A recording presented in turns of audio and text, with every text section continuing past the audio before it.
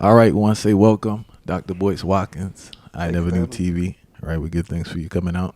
Sure. We're gonna get right into the thing. I want to speak about, or like you to speak about, the role that trauma and insecurity plays into the bad financial decisions made by our people. Well, as a person who's heavily traumatized, and my wife is happens to be a therapist, and she's actually a certified trauma specialist. So I kind of learn right along with her about a lot of this stuff, and one of the things I learned is I didn't even know how heavily traumatized I was, and I didn't know how deeply trauma affects you. Like, there's actually a test people can take called the ACEs test. It stands for Adverse Childhood Experiences. So my wife gave me this test. She said, "Boys, I'd like for you to take this test. I think you might be traumatized." I'm like, "What? What are you talking about?" So I took this test, and I was way up here on the trauma scale. And then I started reading about the effects of trauma. And what a lot of people don't know is that traumatized people die earlier. They have all kinds of problems with relationships.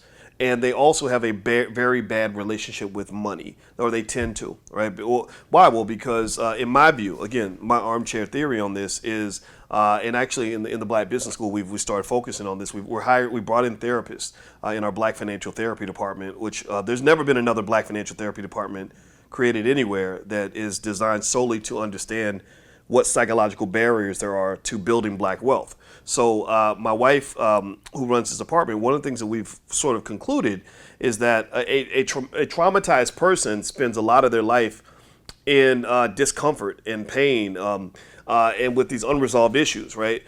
So if you have that discomfort and pain, you have to cope with that, right? Or if you get triggered, you have to cope with that. And sometimes those coping mechanisms are incredibly unhealthy, right? That's when you get into addictions, sex, drugs, alcohol addictions, spending addictions. Well, why? Well, because when you spend money, Professor Andrew Lowe from MIT actually showed that money affects your brain and spending affects your brain in the same region that cocaine affects your brain. So literally, you get that dopamine rush from spending money or getting money or whatever it is, and that helps to heal some of the pain, right? So a lot of times we might overspend for the same reasons that a drug addict goes and gets another hit when they're stressed out, right?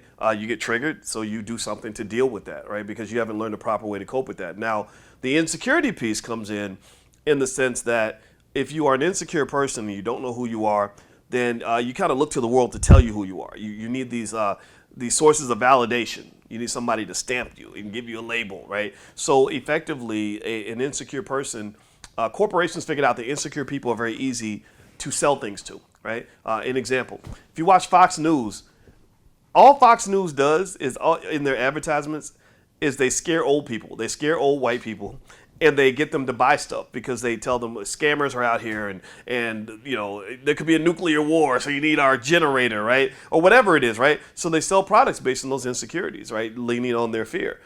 For if you're a person who is looking to be validated in terms of self-esteem, you go into that department store and they kind of let you know, hey, we'll sell you your self-esteem, right? You get this outfit, you wear this, you buy these shoes or whatever, then the ladies are gonna love you, or you're gonna be a beautiful woman, or you get this BBL, right? You spend money on these things. These things will make you more relevant. They will make you somebody. They'll make you more important to people. They'll make you. They'll give you those things that you really should have gotten when you were a child, right? So insecurity is it makes it very difficult to maintain wealth because you're operating on a lower vibrational frequency to the point that that you'll spend money just to sort of fill these voids that unfortunately, if you don't ever properly heal, these voids can never be filled. I want to jump back on the trauma, and I'm going to jump back on the insecurity, right? So, in regards to the trauma, listen to you. I was thinking that there's another aspect too in regards to what's the term that they use? They call it self sabotage, Hmm. subconsciously. I no, seriously, Yeah. because a lot of people don't feel worthy of a certain amount of success, Mm. and they tend to do things that are um, self sabotage. For instance, now you're supposed to be somewhere at 9 o'clock. You Mm. don't show up. Yeah. You get what I'm saying? Like, this is a Yeah. big event that you supposedly were working towards. Like, why do you purposely do things that you know are detrimental to yourself? I have another theory. What do you call it? Armchair theory? Yeah. I have another armchair theory in regards to a lot of people are suicidal, but they're too scared to kill themselves. If I go to a particular area, I know if I say something to this man, he's going to blow my head off. And I go there and say it. Couldn't one argue that I don't want to live?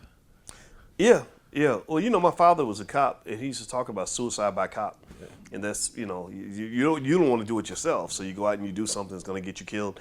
And Tupac actually, you could argue that Tupac theoretically could have been in that category in this sense, because a lot of people knew Tupac was going to die. I was around in that era. Everybody knew this ain't gonna end well. Reckless right? behavior. It's kind of sorry. The reckless behavior. Yeah, it's kind of it was kind of like I remember being in the era kind of thinking, I don't think it's kind of weird to be thinking like this when you're 24, 25 years old, but it's like I don't see him making it to 30, and I remember in Only God Can Judge Me, he had a verse that was very telling if you listen to it carefully. It speaks to a lot of the experience of black males in this country. And the verse was, no more hesitation, each and every black male's trapped. And they wonder why we suicidal running around strapped, right? So what he was saying, in my view, my interpretation is that because you have so many of our people that feel trapped, that don't feel they have true freedom, they don't have options, they are suicidal, right? So a lot of times, the most suicidal people in your family are people that never actually kill themselves, but they're slowly killing themselves. Directly. They don't kill themselves directly, but they kill themselves indirectly. Exactly. It's slow suicide. If I'm sitting around smoking and drinking all the time, I'm sleeping with anything that moves, I'm throwing away my life in every imaginable way, and I'm getting into all kinds of situations that's going to end up with me dead or in jail, you can argue that I'm suicidal because I don't care about myself, right? If you care about something, you preserve it, you take care of it, you protect it. So if you don't care about something, then you just throw it out there, right? So if I don't care about myself, then I'm going to pretty much, to some extent, do some things that could be defined as suicidal. Yeah, I think that we do have a suicide problem in the community. We just don't know it. And in fact, my wife, ironically, happens to be an expert on suicide, too. This is what it's like being married to a smart black woman who reads 22 books a year. We went to Guyana. She did a fellowship, a Fulbright fellowship. She was actually the first person in the history of our campus to ever get a Fulbright. And we went to Guyana for a whole semester. And the whole reason she was there was to study suicide, why their suicide rates have been high. Because if you remember, Guyana is where the Jim Jones Kool-Aid situation happened, and they've had a suicide problem ever since. So suicide is deep. A lot more men are starting to kill themselves than women. As you might have had in the past. Especially white men. Yeah, a lot of white men. Yeah, because they've kind of lost their identity, lost their place in society. And but I would also argue that there are lots of black men and black women who are suicidal just in a very slow, subtle way where you can't see it. Black women are the lowest, last time I checked, on the suicide spectrum because they do have that strong black woman persona, but they've, to some extent, just learned how to survive in their depression. And I think Christianity really puts a lot of shame on suicide. It does. It does. So I think that's one of the reasons people don't do it as much in our community. Yeah. Even though they may not be Christians, they still have a Christian mindset. Yeah. And then also I think that there's something about being black in America that makes you able to just survive in misery. Especially black women are just the best at that, just in terms of just saying this is just what it is, deal with it, fix it, put it together, keep going. And part of that is admirable. My grandmother was in that strong black woman category. She when she was in her 50s, she had cancer and would go to chemo treatments in the morning and go to work in the afternoon and didn't even tell anybody she was doing this, right? And that was just how she was built, So to some extent, that's quite admirable, but unfortunately, the consequences are massive. All right, I want to jump back to the insecurity now, right? A lot of times when people deal with this financial literacy and try to teach people, there's not enough emphasis on the psychology and that insecurity, because this is my theory. I don't think a person could be financially stable while insecure. It's much harder to be financially stable if you're insecure. If you're insecure and you're trying to be financially stable, you'd probably just have to have such a massive amount of money. I didn't say the amount of money, right? They end up losing it too. Right. Well, a lot of them do, right? But I think if you know boundaries, you can possibly work around that. However, I think that a person who is secure is going to have an easier time getting to financial stability. And remember, the other thing about financial stability or financial freedom is that it's a common myth to think that you have to have a lot of money to be financially free. No, financial freedom is a freedom from your dependence on money. So you could make $10 an hour and be financially free to some extent.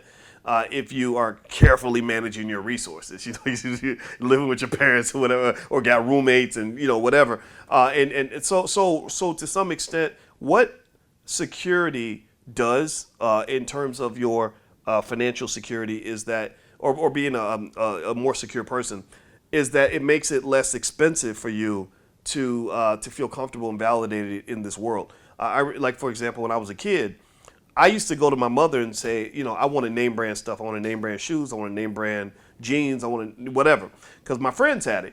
And I remember my mother saying, you should not need a pair of jeans to feel like you are somebody. You don't need special sneakers to do it. So what happened was that when my friends got older, they had to spend a certain amount of money to maintain a certain look and a certain lifestyle that kept them validated. If they didn't have those things, they felt dusty and weak and whatever. Whereas I learned how to feel good about who I am, even when I'm butt naked without a nickel in my pocket.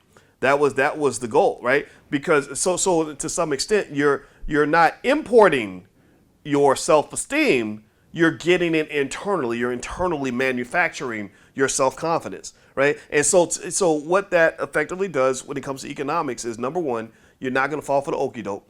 You're not going to go do stupid things with your money just so people will like you more, or to impress people that don't matter, or to get people to think that you are somebody. You are somebody even without the money, right? And then the other thing, it reminds me when I was in college and I got invited to join a couple of fraternities, and I honestly didn't understand it, because they were telling me I had to pay all this money, mess up my GPA, be inconvenienced to no end. And I said, well, what's the reward? They said, well, you get to be part of our group.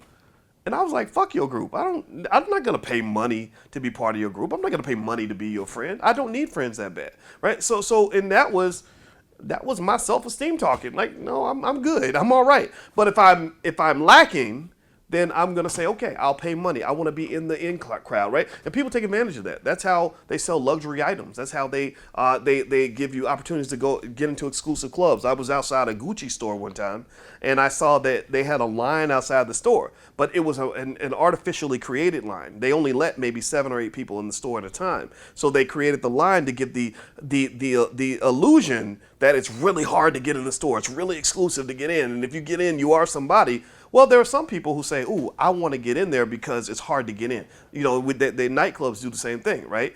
But there are some people who said, I don't really want to get in there. Why would I want to go into a place and spend $1,000 on a purse? I'm going to keep my $1,000 and use it for something that means something to me.